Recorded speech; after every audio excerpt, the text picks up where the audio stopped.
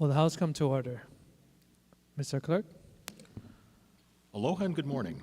Today's invocation will be delivered by Representative Natalia Hussey-Burdick. Will the members who wish to participate please rise? Please remain seated.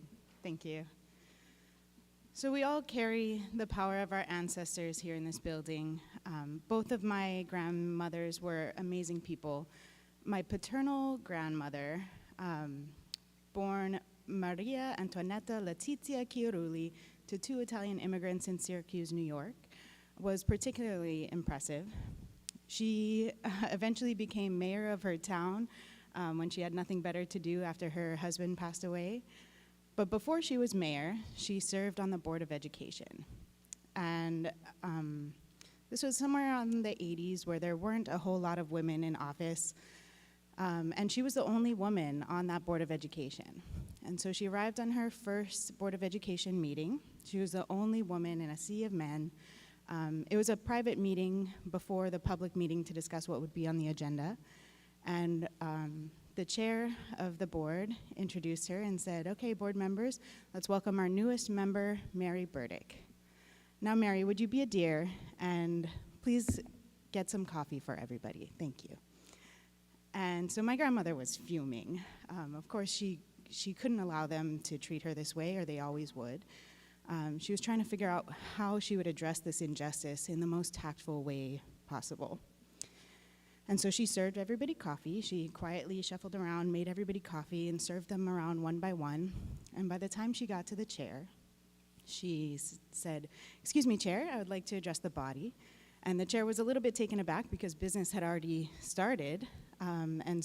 But he obliged. He said, "Okay, Mary, what would you like to say?" And she stood up and told everybody, "Thank you all for this wonderful opportunity. It's been a pleasure serving you coffee this morning, and I'd be happy to do it again the next time it's my turn.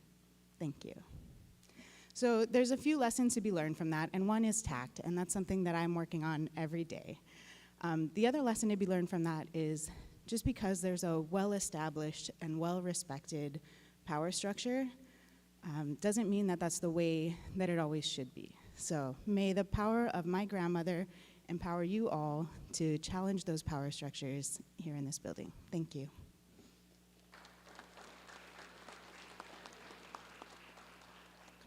Thank you, Representative Hussey-Burdick. Mr. Clerk, we're on item 1, roll call. Please call the roll. Mr. Ayu? Mr. Alcos? Ms. Amato? Ms. Bellotti? Mr. Chun? Ms. Cochran? Mr. Evslin? Mr. Ganadin? Mr. Garcia? Mr. Garrett? Mr. Gates? Mr. Hashem? Mr. Holt? Excuse. Ms. Hussey-Burdick? Ms. Ichiyama? Ms. Kahaloa? Ms. Capella? Mr. Kila? Ms. Kitagawa? Mr. Kobayashi? Mr. Kong? Excuse. Ms. Lachika? Ms. Lamosao? Ms. Lowen? Ms. Martin? Ms. Martinez? Mr. Matayoshi? Ms. Matsumoto? Mr. Miyake? Ms. Mizuno? Ms. Morikawa? Ms. Nakamura? Mr. Nakashima? Mr. Nishimoto? Mr. Onishi? Ms. Peruso? Mr. Pirik? Ms. Poe Poe? Mr. Quinlan? Mr. Saiki? Mr. Sayama? Ms. Souza? Mr. Takayama? Ms. Takenouchi? Mr. Tam? Mr. Tarnas? Mr. Todd? Mr. Ward? Mr. Woodson? Mr. Yamashita? Mr. Speaker. Present. Mr. Speaker, 49 members are present, 2 are excused. Thank you. Item 2, reading of the journal. Representative Morikawa. Mr. Speaker, may this matter be deferred. So ordered. Item 3, Mr. Clerk, are there any messages from the governor? Yes, Mr. Speaker, we are in receipt of Governor's message numbers 1108 and 1109, informing the House that the noted House and Senate bills were signed into law on April 19, 2024, and designated as Acts 8 and 9. May these matters be received and filed. So ordered. Item 4, Mr. Clerk, are there any Senate communications? Yes, Mr. Speaker, if you and the members will turn your attention to the addendum to today's order of the day. We are in receipt of communications returning the noted House concurrent resolutions, all having been adopted in the Senate. We are in further receipt of a communication informing the House that the Senate has reconsidered action in disagreeing to amendments proposed by the House, has moved to agree, and has passed the noted Senate bill on final reading. We are in further receipt of communications informing the House that the Senate has appointed conferees to the noted House and Senate bills. Finally, we are in receipt of a communication informing the House that the Senate has made changes to conferees to the noted House and Senate bills. Members, introductions. Representative Lamasao. Thank you, Mr. Speaker. In the gallery today, we have some special guests with us advocating for our caregivers. First, I'd like to recognize those who are with the ILW International Local 1000. We have Wilfred Chang, if you please stand. And then we have Christine Pasquale and Matt Yamamoto. Welcome to your House of Representatives. Oh, sorry. In addition to that, Speaker, we do have other caregiver advocates here in our gallery today in attendance. We have Maribel Tam with the AFA, who is our president, along with executive board and members. If you please can stand, Maribel and the rest of the AFA members. Oh, it looks like they're not here yet. We also have Wynette Gaylord, who is the ARCA president. We also have Karina Ocampo with the UCHH, and along with their members as well. We have Lemmy Maluyo. It looks like they're not all here, but I'd like to still recognize them with the CHCAH president, along with their members, and Elma Taria, along with the APPCA members as well. If you could please stand, and whoever is here, mahalo for your advocacy and your service and your dedication to our community. Thank you. And welcome to your House of Representatives. Mahalo, Speaker. Representative Mizuno. Representative Ward. Thank you, Speaker. I have also an introduction of someone who cares a lot for the homeless. His name is Mark Alexander, AKA Father Mark Alexander. We see a lot of him. He loves the homeless, and he's embarrassed just like Bart Dane is every time I introduce him. Mark, stand up and be recognized. You got a big job ahead of you.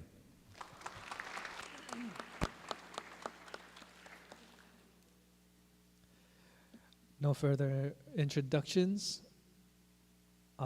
The chair will call a recess, subject to the chair.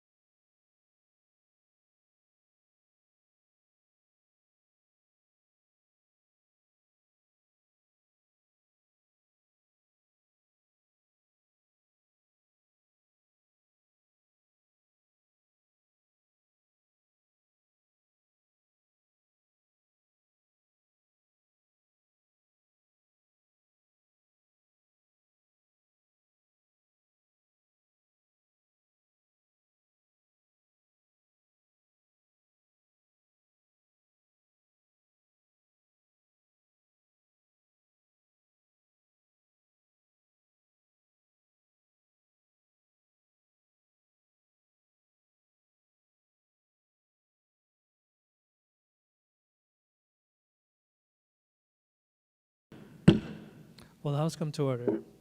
Members, we are at the order of the day, item 5, reports of standing committees. But before we start, we're going to do a late introduction. Representative Lamasao. Thank you, Mr. Speaker. They were recognized earlier, but unfortunately they were on the Senate side. So I just want to call them up and just so that all the caregivers know that they're here and they're still advocating for them. So Maribel Tan, the AFA president, along with their executive board and members, please stand. We have Wynette Gaylord, the ARCA president. We have Karina Ocampo, UCHH president, along with their executive board and members, please stand. And Lemmy Maluyo, the CHCAH president, along with the executive board and their members. And Elmo Teria, APPCA president, along with their executive board and members. Mahalo again for your advocacy, and welcome to your House of Representatives.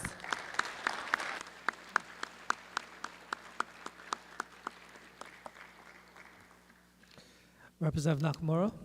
Mr. Speaker, I move to adopt Standing Committee Report numbers 1934-24 through 1942-24 as listed on pages 1 through 4, and that the accompanying Senate concurrent resolutions, as may be amended, be adopted. Representative Morikawa. Mr. Speaker, I second the motion. Any discussion on STANCOM report 1934-24? Next page, 1935, 1936, 1937, 1938. Next page, 1939, Representative Garcia. With reservations. So ordered. 1940, 1941. Next page. 1942. Representative Alcos. Oppose. So ordered. Proceed. This bill want to stop ceasefire, prohibit ceasefire, and supporting Israel. I don't feel that Israel want to go in there and kill anybody. They don't want to kill a woman, a child, a man. What I feel that they want to go in there is try to save their hostage and try to protect their country. It's like if someone go in your house, breaks in, take your family members, rape them, kill them, cut their head off, or do whatever that they're doing to your family member or your friends or your country. And yet, we're going to ask them to please stop, ceasefire, and we're going to try to cease fire and tell them to stop shooting and stop trying to not kill. When Hamas is trying to hide behind the Palestinians and trying to make like, if it was my family, if I went in this guy's house, take their family, bring them out, kill them, or rape them, and yet I'm going to use my family member to stand in front of the door in case there's going to be any retaliation, and yet hide behind the Palestinian. I feel that they shouldn't be hiding. I think they should come up. Hamas should return the hostages as needed. And in Genesis 12:3, we should be, if our nation don't stand behind Israel, it says that we will be a blessed nation if we protect and stand with Israel. So those reasons I oppose on this. Representative Perrick. Support. Proceed. Oh, excuse me, in opposition. Thank you. I'd like to have the words of the previous speaker adopted as my own and also share the following. So ordered. This resolution doesn't treat Israel and the other side as equal. It almost paints a picture as, this resolution kind of paints them as equals. Hamas is a terrorist group. They are murdering people, they're raping people, they're hostaging people. That's not good, we don't like that. Israel is the good guy. They're the good group in this picture. And so we don't want to be telling them, you guys need to stop shooting, if that is the way that they can deter more rapes, more hostages being taken by Hamas. So we are an island state in the middle of the Pacific Ocean, and this is a conflict in the Middle East and the other end of the world. I don't think we have much of a say when it comes to how Israel should be protecting their citizens against a terrorist group. Thank you. Representative Garcia. In opposition. Proceed. Israel is one of our strongest allies, Mr. Speaker, and how dare we turn our backs on them. The Resol talks about the killing of innocent civilians, and it's an unfortunate reality that with war comes the death of innocent civilians. But let's also be clear that what happened on October 7th was initiated by a terrorist organization, Hamas. And there were Jews, over 1,000 Jews, who were massacred, who were slaughtered, who were burnt alive. It was inhumane, and we should stand with Israel until every last member of Hamas is stamped off of the face of the earth. No vote. All right, members, will be Representative Speaker. Ward. I rise with reservations. Proceed. Mr. Speaker, this is better than the one we had the last time, which was very out of balance. I mean, I really like the title of this one. I mean, we got to stop the fighting. We've got to restore peace. Both the Jews and the Arabs enjoy peace. But remember, this is a 6,000-year battle. We know more recently the Holocaust tried to get rid of the Jews. And then this is probably the next biggest one. But, you know, as a human being where I feel insulted, embarrassed, and otherwise squeamish, how can one race, one country say, you don't have a right to exist? I mean, are we still barbaric, living out of caves, saying you don't have a right to live? You live on the Big Island. You don't have a right to exist. I have no right to say that. The Arabs have no right to say that to the Jews. And anybody who's saying from the mountains to the sea or whatever, I mean, that is so barbaric. The point is, this has got better balance. But as I said earlier, I worked for USAID with President Bush. We gave $1 billion to the Jews. We gave $1 billion every year to the Arabs in Gaza, to the Palestinian Authority. And what did they do with it? They got thousands of miles, hundreds of miles of underground tunnel instead of feeding and giving their people nurture, training, etc. So, Mr. Speaker, we haven't heard the last of this. But if we're not balanced, the Middle East is a powder keg. And you know, recently, the Iranians sent stuff directly into Israel, and the Israelis sent stuff directly back. We don't know where that stands. Even as we speak, we don't know the position that it's going to do. So we've got to calm down. It's got to be balanced. And as my colleague said, you know, this looks like the way that's been going around in the nation that, hey, if you're Palestinian, you rah, rah, rah, and you don't give the Jews time of day. But again, my biggest disappointment is how can one nation, one country, one ethnic group say to another, you have no right to exist? That is shame on we as human beings. Thank you, Speaker. All right, members, will be taking a voice. Representative Matsumoto. Reservations and permission to insert written comments in the journal. So ordered. Thank you. Representative Capella. Thank you, Mr. Speaker, and support. Proceed. First, I would like to start off by thanking the members of this body who are calling for a ceasefire and who have been advocating for a ceasefire. I think we've all stood in different spaces on this particular resolution. I would also like to thank the Chair of Culture and the Arts for his work on trying to make a balanced resolution that this body could hear on this floor. This is that, and I'm grateful. I would also like to thank the Chair of Judiciary and Hawaiian Affairs for also trying to work on making sure that this resolution would come to the floor. I would like to point out that there is a mistake in the third whereas clause. It currently says that this violence has claimed the lives of more than 13,000 Palestinians, and that is inaccurate. This violence has claimed the lives of more than 33,000 Palestinians. I would also like to point out that one of the things that this resolution talks about is a lack of food, and that's why we're calling for a ceasefire. The lack of food in this that's mentioned in here makes it seem like that's the only reason we're calling for a ceasefire, and makes it seem like this is not a man-made, created problem. This is a genocide of Palestinian people, and I want that to be very clear in how I feel about this. We've heard many, many individuals come and testify in this Capitol. We've heard them talk about people dying. We've heard people talk about family members being killed. We've heard we've heard Palestinians who are going there as doctors to try and help relieve hospitals, where we have one hospital on the very edge that's not even really a hospital anymore because it's so tattered and torn down and bombed. These people can barely, these doctors, these surgeons can barely do first aid in these spaces. One of the things that I'm so grateful for is that I know that I have a safe home for my child. When we talk about Palestinians, none of them are safe.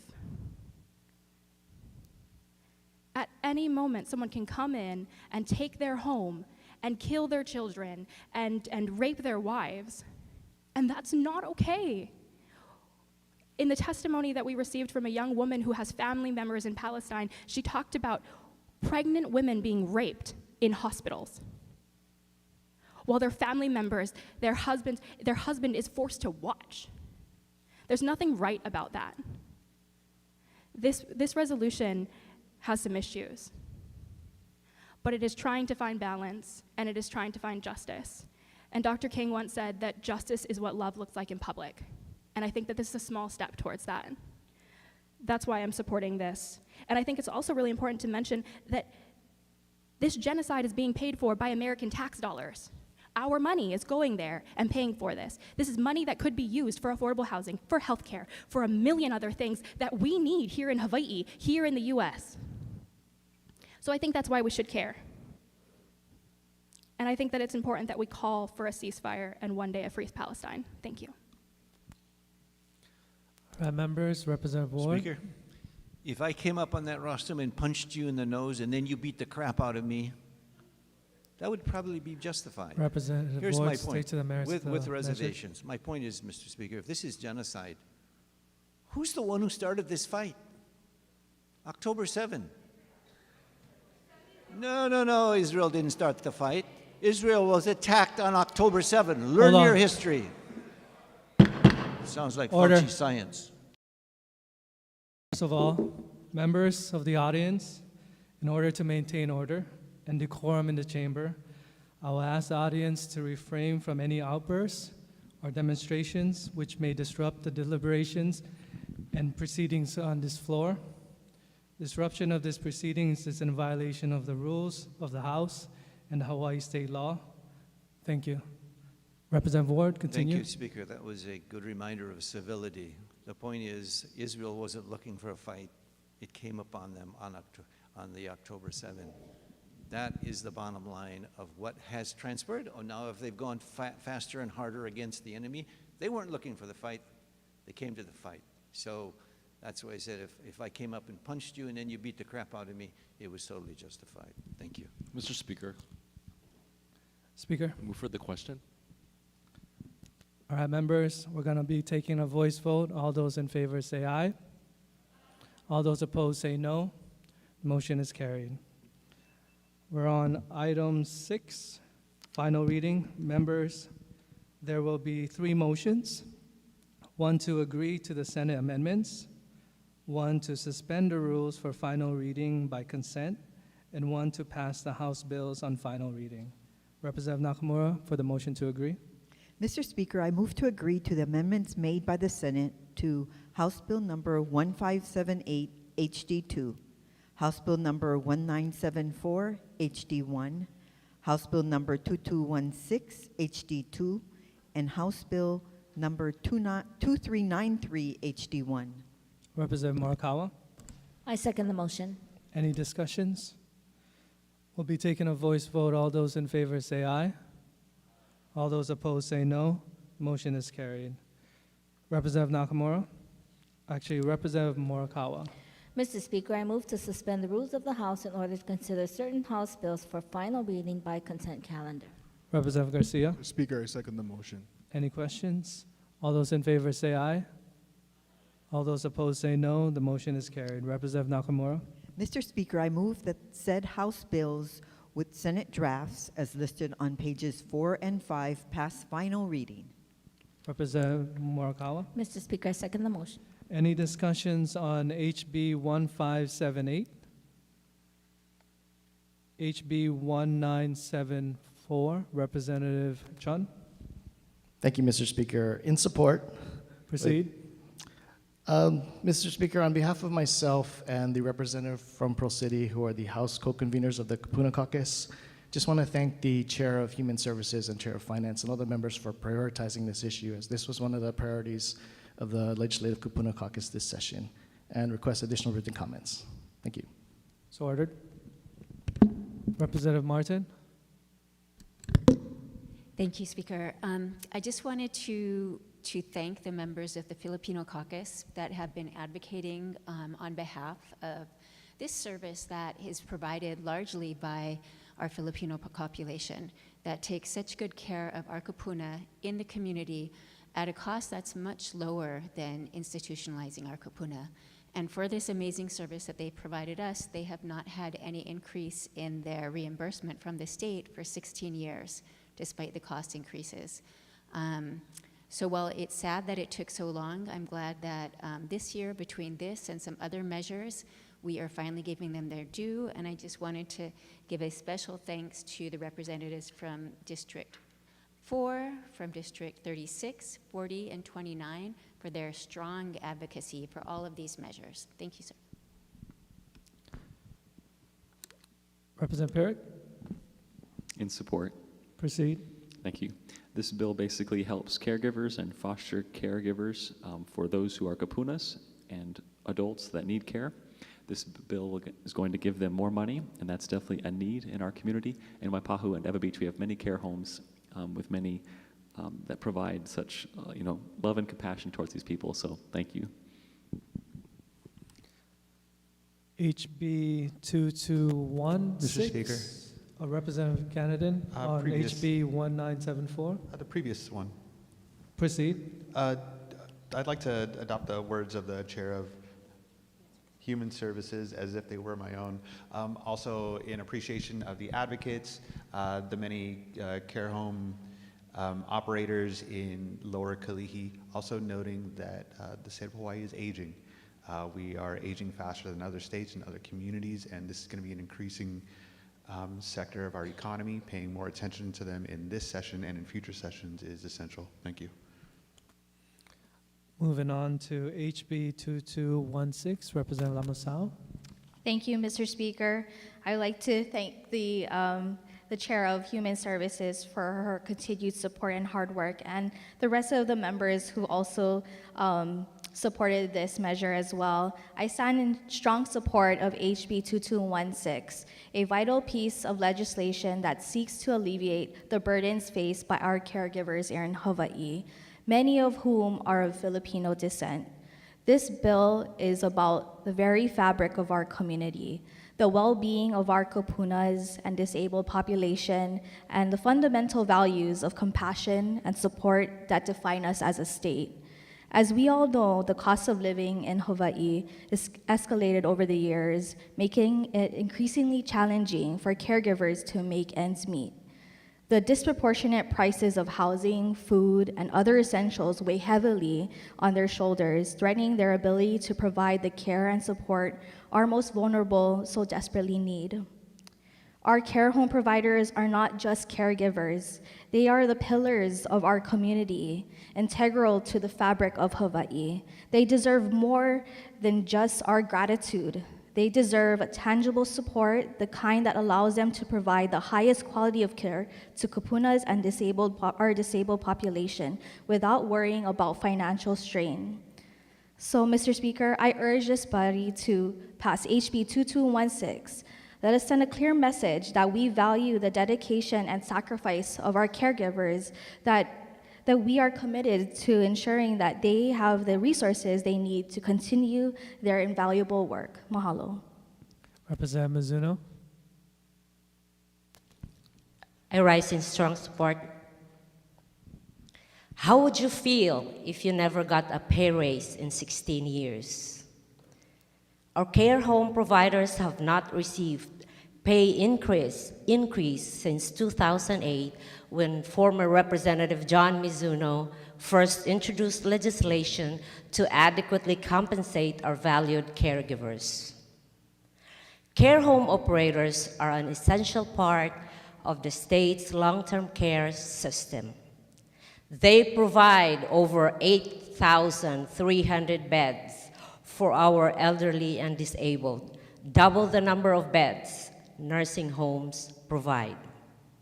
They provide a home-like setting for our kupuna and provide not only physical care, but emotional support and companionship, where our kupuna become part of a family. This compassionate care gives our kupuna purpose, companionships, hope, and the love of being part of Anohana throughout their golden years. People sometimes forget that caregivers work 24 hours a day.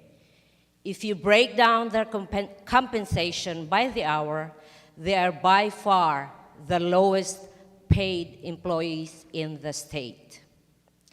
We all see the inflation at the grocery store and the steady increasing cost of living. Our caregivers have been struggling with these increased costs for 16 years, to the point where many have reached a breaking point. This increase is long overdue, and I'm grateful to be a co-author to this bill to give the caregivers a pay raise. For the foregoing reasons, I ask all members to vote in support of House Bill 2216 to give a pay raise to our community caregivers. Thank you, Speaker. Representative Chan. In support, and I'd like to have the words of the representative from Waipahu and also Kalihi inserted into the journal as if they were my own. So ordered. Representative Martinez. Thank you, Speaker. I would like also to adopt the words of the representative from Waipahu and Kalihi as my own words. So ordered. And with additional comments. Proceed. Today, I stand before you to advocate for our collective support on the crucial legislative measure, the HB 2216, HD2, SB2. This measure seeks to address the necessary pay increase of home caregivers who provide care and a living space for adults with foster care needs and those with adult disabilities. Last session, the representative from Waipahu and I authored a bill to increase their pay. However, it did not move forward because the bill was not financed.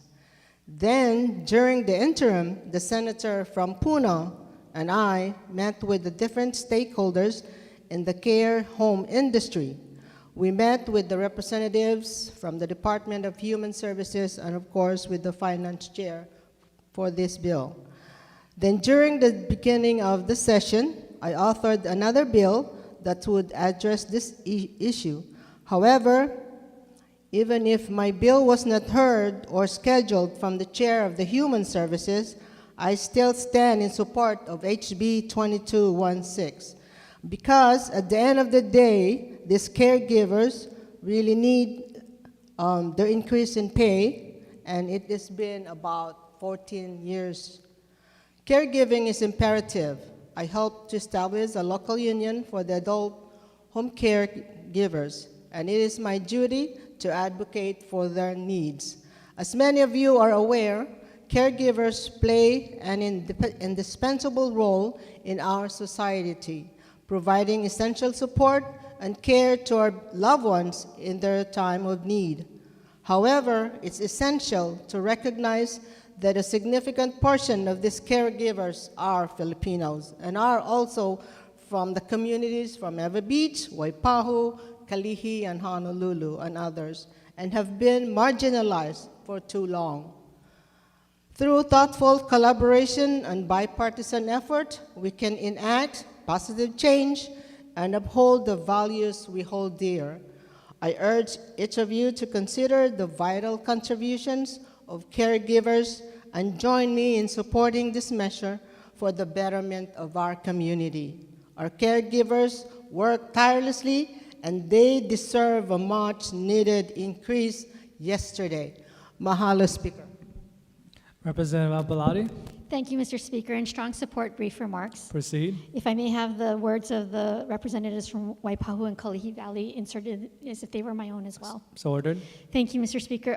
In strong support, this measure and the one before has long been priorities of the Health and Human Services Committee. So I want to thank all of those folks who did work on these two important measures. Thank you, Mr. Speaker.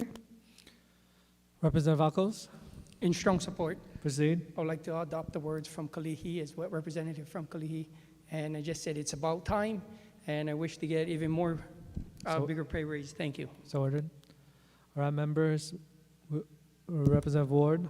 Speaker, strong support. Proceed. I'd like to thank the Mizuno family who kicked this off years ago, and I always worked with John when he did this, and now I would like to say in the complimentary way that if you would add the words of the representative from Kalihi with the same name, with the same purpose, that she keep doing this year by year. Thank you, Speaker. Thank you. All right, members, we're going to go to HB 2393. Representative Abalati. Thank you, Mr. Speaker. In support, brief remarks. Proceed. Mr. Speaker, I'd like to thank the chairs of Consumer Protection and Commerce and Finance for working on this measure. This is an important measure that will increase access to services for mammography to detect breast cancer in women. This is a very tricky area of the law, Mr. Speaker, an area that includes state-mandated health insurance benefits, where we see the intersections of overlapping authorities from the Federal Affordable Care Act, our groundbreaking State Prepaid Health Care Act, and the unique one and only ERISA exemption that is provided to the state of Hawaii for our Prepaid Health Care Act. This measure is wading into the area of essential health benefits, but does it in a way that complies with both the Federal Affordable Care Act and guidance coming out of the Department of the Center for Medicaid and Medicare Services by ensuring a base level of coverage for breast cancer screening under current insurance mandates based on coverage for other radiological exams. As we continue to move forward with other health insurance mandates that this body is considering, I think that we need to take a very cautious approach like the one taken in this measure. Thank you, Mr. Speaker, and strong support. All right, members. Representative Morikawa for the vote. Mr. Speaker, on the measures before us, all majority members vote aye. Representative Garcia. On the measures before us, all minority members vote aye. Have all votes been cast? Said bills pass final reading. We're on item 7, announcements. Representative Ward. Speaker, brief reminder, tomorrow's luncheon with Bishop Silva is in room 423, and the RSVP for lunch is with Representative Kong, who's not here, but his office will be taking reservations. Thank you. Representative Lamasao. Thank you, Mr. Speaker. I just want to remind the body that May 4th is the Filipino Fiesta in District 36 at the Filipino Community Center. So if you are free that day, please make your way to Waipahu for some Filipino festivities. Mahalo. Representative Kila. Thank you, Mr. Speaker. Last week, Thursday and Friday, the Office of the Lieutenant Governor invited folks to support the Hawaii Food Bank through their initiatives. And also in that same capacity, she invited local businesses to partake in the food drive by allowing us to support them on the 5th floor. I want to extend a huge mahalo to the Office of the Lieutenant Governor for not just supporting the Hawaii Food Bank, but supporting our local businesses as well. With the business from House District 44, the business of the many folks in the legislature and both chambers by staff as well was greatly appreciated. So thank you folks so much. All right, with no further announcements, Representative Morikawa.